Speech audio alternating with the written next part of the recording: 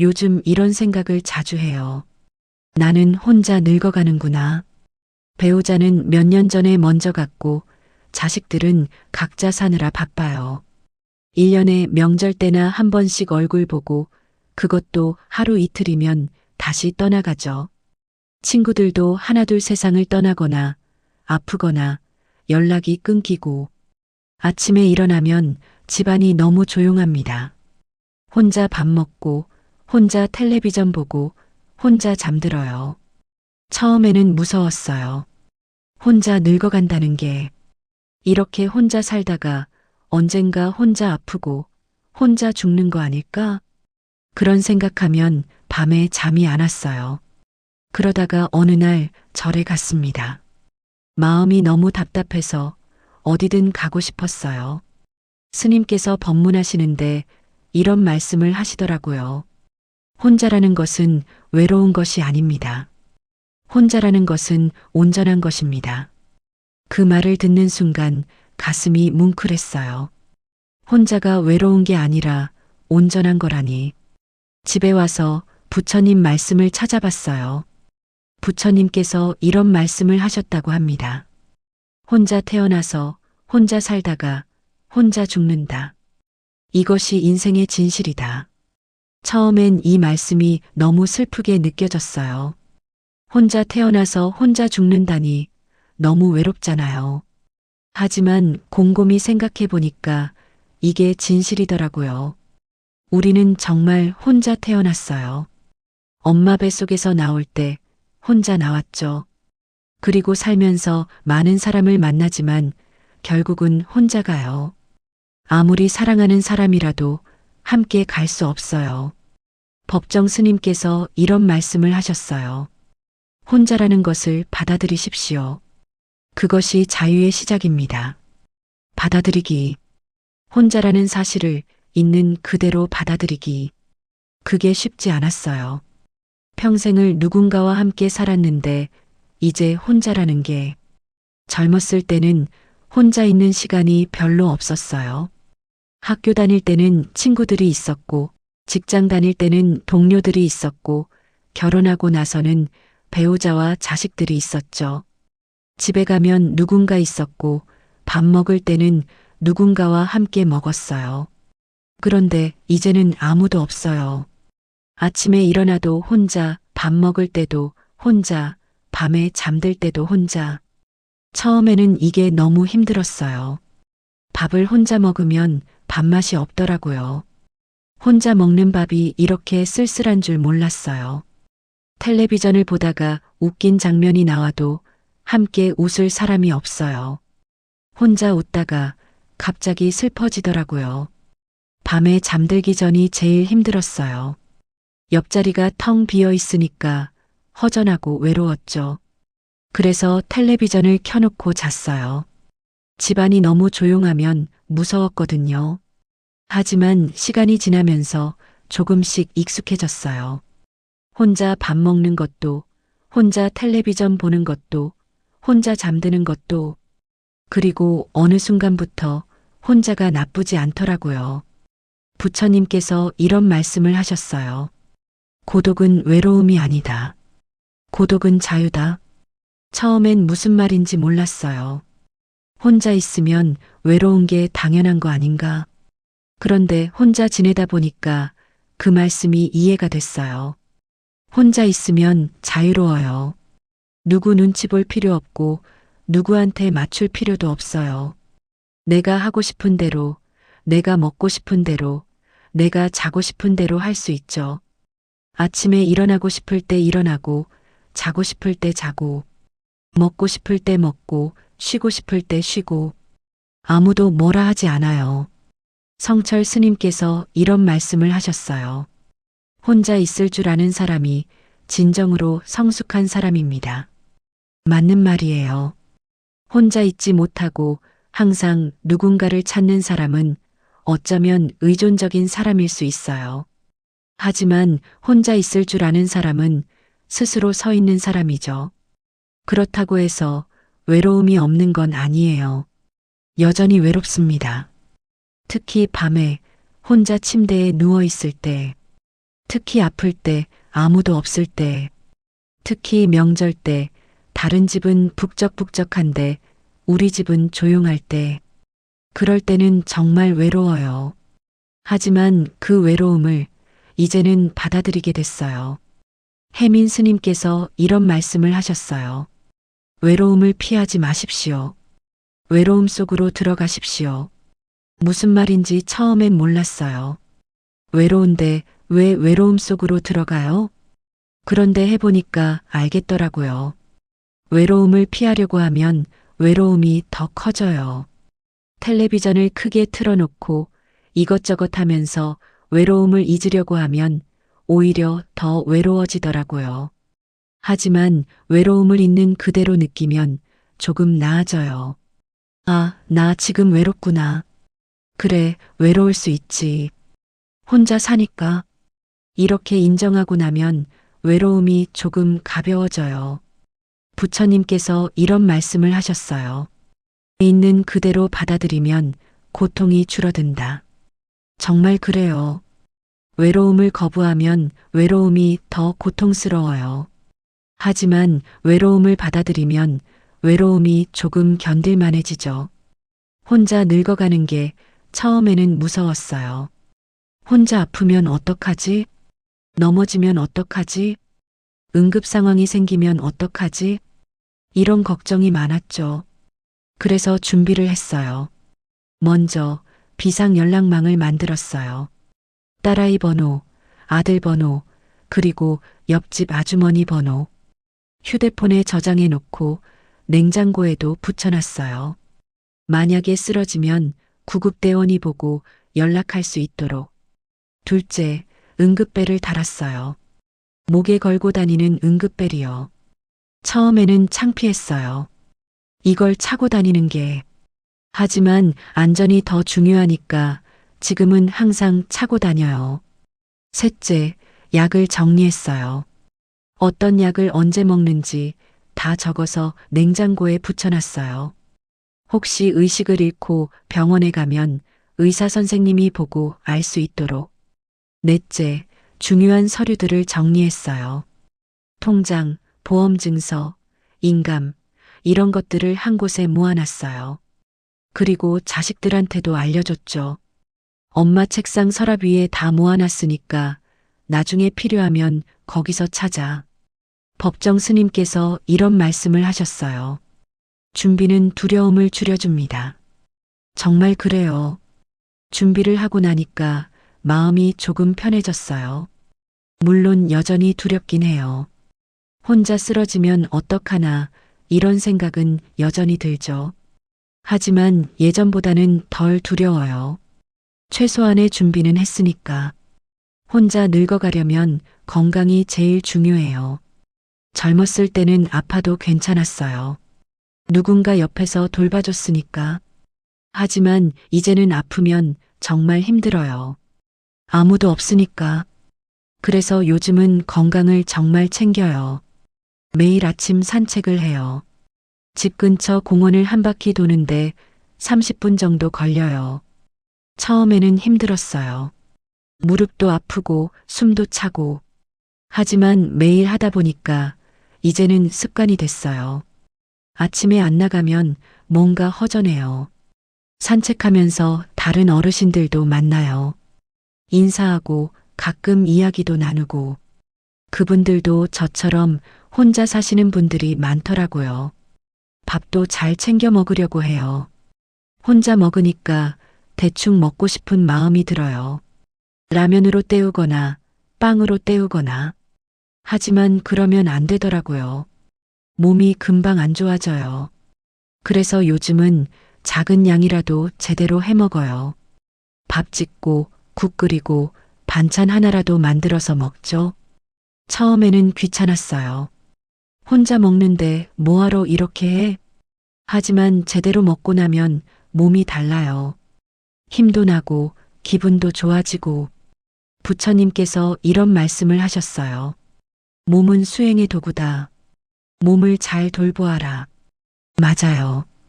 건강을 잃으면 혼자 사는 게 정말 힘들어져요. 그러니 건강할 때 건강을 지켜야 해요. 병원도 정기적으로 가요. 3개월에 한 번씩 검진받고 약도 꼬박꼬박 챙겨 먹고. 성철 스님께서 이런 말씀을 하셨어요. 노년에는 건강이 재산입니다. 정말 그래요. 돈이 많아도 건강하지 않으면 소용없어요. 건강해야 혼자서도 잘 살 수 있습니다. 혼자 살면서 일상의 루틴을 만들었어요. 아침 7시에 일어나서 세수하고 간단한 스트레칭하고 7시 30분에 산책 나가서 8시에 돌아와서 아침 먹고 9시부터는 집안일하고 점심 먹고 낮잠 자고 오후에는 텔레비전 보거나 책 읽고 저녁 먹고 10시에 잠들어요. 매일 똑같아요. 처음에는 이게 지루했어요. 매일 똑같은 일상이 무의미하게 느껴졌죠. 하지만 시간이 지나니까 이 루틴이 저를 지켜주더라고요. 법정 스님께서 이런 말씀을 하셨어요. 규칙적인 생활이 마음을 안정시킵니다. 맞아요. 매일 똑같은 시간에 일어나고 똑같은 시간에 먹고 똑같은 시간에 자니까 몸도 마음도 안정돼요. 루틴이 없으면 하루가 흐트러져요. 늦게 일어나고 밥도 대충 먹고 밤늦게까지 깨어 있고 그러면 몸도 힘들고 마음도 우울해지더라고요. 혜민 스님께서 이런 말씀을 하셨어요. 작은 루틴이 큰 안정을 만듭니다. 정말 그래요. 아침 산책, 규칙적인 식사, 정해진 취침 시간. 이런 작은 것들이 하루를 지탱해줘요. 혼자 살면서 취미를 갖게 됐어요. 예전에는 취미 같은 거 없었어요. 일하고 가족 돌보고 그것만으로도 바빴죠. 하지만 이제는 시간이 많아요. 하루 종일 혼자 있으니까 시간이 남아돌아요. 그래서 뭐라도 해야겠다 싶어서 작년에 서예를 시작했어요. 동네 문화센터에서 하는 서예 교실에 등록했죠. 처음 가는 날 떨렸어요. 나이 든 사람이 이제 와서 배운다고 창피하지 않을까? 하지만 가보니까 저보다 나이 많으신 분들도 많더라고요. 70 넘어서 시작하신 분도 계시고 일주일에 한 번 서예 교실 가는 게 이제는 제 낙이에요. 붓으로 글씨 쓰는데 마음이 고요해져요. 아무 생각도 안 나고 오직 붓과 먹과 종이에만 집중하게 되죠. 그 시간만큼은 외롭지 않아요. 부처님께서 이런 말씀을 하셨어요. 집중하는 순간 고통이 사라진다. 정말 그래요. 무언가에 집중하면 외로움도 잊어버려요. 슬픔도 걱정도 다 사라지고 오직 그 순간만 남아요. 서예 말고도 다른 것들도 해보려고 해요. 요가도 배우고 싶고 노래도 배우고 싶고 늦었다고 생각하지 않아요. 지금 시작하면 되니까요. 성철 스님께서 이런 말씀을 하셨어요. 늦었다고 생각할 때가 가장 빠른 때입니다. 그래요. 지금 시작하면 돼요. 혼자 살면서 사람들과의 관계도 새롭게 만들었어요. 예전 친구들은 대부분 멀어졌어요. 돌아가시거나 아프거나 연락이 끊기거나 그래서 새로운 사람들을 만나야겠다고 생각했어요. 서예 교실에서 만난 분들이 있어요. 같이 서예 배우면서 친해졌죠. 수업 끝나고 가끔 차 마시러 가요. 같이 수다 떨고 웃고 나이 들어서 새 친구를 만든다는 게 쉽지 않아요. 젊었을 때처럼 금방 친해지지도 않고 하지만 조금씩 천천히 가까워지더라고요. 법정 스님께서 이런 말씀을 하셨어요. 나이가 들어도 친구는 필요합니다. 맞아요. 혼자 산다고 해서 아예 사람을 안 만나면 안 돼요. 가끔은 사람을 만나야 활력이 생겨요. 일주일 내내 혼자 있다가 서예 교실 가서 사람들 만나면 기분이 달라져요. 말도 하고 웃기도 하고 그 시간이 제게는 소중한 시간이에요. 혜민 스님께서 이런 말씀을 하셨어요. 혼자 사는 것과 고립되는 것은 다릅니다. 그래요. 혼자 산다고 해서 아무도 안 만나면 안 돼요. 그건 고립이에요. 혼자 살지만 가끔은 사람을 만나고 관계를 유지해야 해요. 혼자 살면서 봉사도 시작했어요. 집에만 있으니까 무료하더라고요. 하루 종일 텔레비전만 보면 머리도 멍해지고 그래서 뭔가 의미 있는 일을 하고 싶었어요. 동네 복지관에서 배식 봉사를 해요. 한 달에 2번 점심시간에 가서 어르신들 식사 준비하고 배식하고 처음에는 내가 도움을 주는 줄 알았어요. 내가 봉사하는 거니까. 그런데 해보니까 오히려 제가 도움을 받더라고요. 누군가에게 필요한 사람이 된다는 게 이렇게 좋은 기분인 줄 몰랐어요. 어르신들이 고맙습니다 하실 때마다 가슴이 뿌듯해요. 부처님께서 이런 말씀을 하셨어요. 베푸는 자가 더 많이 받는다. 정말 그래요. 제가 시간을 내서 봉사하지만 오히려 제가 더 많이 받아요. 보람도 받고 기쁨도 받고 의미도 받고 혼자 집에 있으면 외롭고 무료한데 봉사하러 가면 활력이 생겨요. 성철 스님께서 이런 말씀을 하셨어요. 나이가 들어도 누군가에게 도움이 될 수 있습니다. 맞아요. 나이 들었다고 쓸모없는 사람이 되는 게 아니에요. 여전히 누군가에게 도움이 될 수 있고 의미 있는 일을 할 수 있어요. 혼자 늙어가는 게 이제는 무섭지 않아요. 물론 여전히 외롭고 여전히 걱정되는 것도 있어요. 하지만 예전처럼 두렵지는 않아요. 혼자라는 것을 받아들였고 혼자 사는 법을 배웠으니까요. 부처님께서 이런 말씀을 하셨어요. 두려워하지 마라. 두려움은 마음이 만든 것이다. 맞아요. 혼자 늙어가는 게 두려운 건 사실은 내 마음이 만든 거예요. 실제로 혼자 살아보니까 생각보다 괜찮아요. 생각보다 할만하고 생각보다 나쁘지 않아요. 물론 쉬운 건 아니에요. 힘들 때도 많고 외로울 때도 많고 하지만 그게 인생이잖아요. 법정 스님께서 이런 말씀을 하셨어요. 혼자 있을 줄 알아야 함께 있을 줄도 압니다. 그래요. 혼자 있는 법을 배우면 오히려 사람들과 함께 있을 때도 더 편해져요. 예전에는 사람들과 함께 있어도 불편했어요. 눈치 보고 맞추고 신경 쓰고. 하지만 혼자 사는 법을 배우고 나니까 사람들과 있을 때도 여유가 생기더라고요. 혼자 있어도 괜찮으니까 억지로 맞출 필요가 없어요. 혼자 있어도 괜찮으니까 무리해서 관계를 유지할 필요도 없고요. 해민 스님께서 이런 말씀을 하셨어요. 혼자 있는 시간이 나를 성숙하게 만듭니다. 정말 그래요. 혼자 있으면서 많이 성장했어요. 예전에는 의존적이었어요. 배우자에게, 자식에게, 친구에게. 하지만 이제는 스스로 설 수 있어요. 혼자서도 밥 먹고, 혼자서도 살고, 혼자서도 행복할 수 있어요. 혼자 늙어가는 것, 이제는 받아들였어요. 슬프지만 그게 현실이고 그게 내 삶이니까요. 부처님께서 이런 말씀을 하셨어요. 있는 그대로를 받아들이면 평화가 찾아온다. 맞아요. 혼자라는 사실을 받아들이니까 평화로워졌어요. 더 이상 누군가를 원망하지 않아요. 왜 자식들은 안 찾아오지?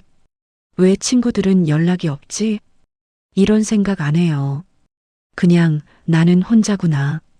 그래, 혼자 잘 살면 되지. 이렇게 생각해요. 지금 이 글을 읽고 계신 분들 중에 저처럼 혼자 늙어가고 계신 분이 계실 거예요. 두렵지 않으세요? 외롭지 않으세요? 저도 그랬어요. 처음에는 정말 무섭고 외로웠어요. 하지만 지금은 괜찮아요.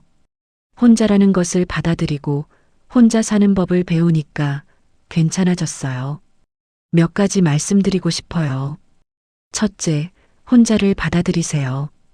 거부하지 말고 있는 그대로 받아들이세요. 둘째, 건강을 챙기세요. 규칙적으로 운동하고 잘 먹고 병원 정기검진 받으세요. 셋째, 루틴을 만드세요. 매일 똑같은 시간에 일어나고 똑같은 시간에 자세요. 넷째, 취미를 가지세요. 무언가 집중할 수 있는 것을 하세요. 다섯째, 사람들을 만나세요. 혼자 산다고 완전히 고립되지 마세요. 여섯째, 봉사를 하세요. 누군가에게 도움이 되는 일을 하세요. 일곱째, 준비를 하세요. 비상연락망, 응급벨, 서류 정리, 이런 것들을 미리 해두세요. 여덟째, 외로움을 받아들이세요. 외로움을 피하지 말고 있는 그대로 느끼세요. 아홉째, 감사하세요.